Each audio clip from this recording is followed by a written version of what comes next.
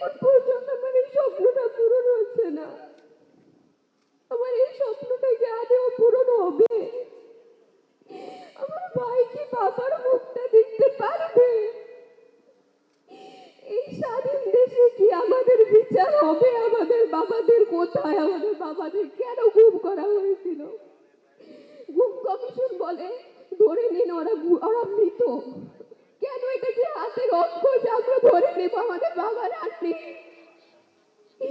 একটা দল করা কোনো অপরাধ না, দল সবাই করে।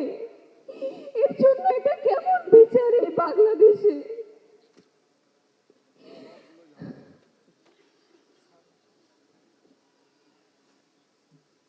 বছর যায়, নতুন বছর আসে, কিন্তু আমাদের বাবার আসে না। আমরা এই একটা বছরের বেশি হয়ে গেল 5 আগস্টের পর, কিন্তু আমরা একজনকেও ফেরত পেলাম না।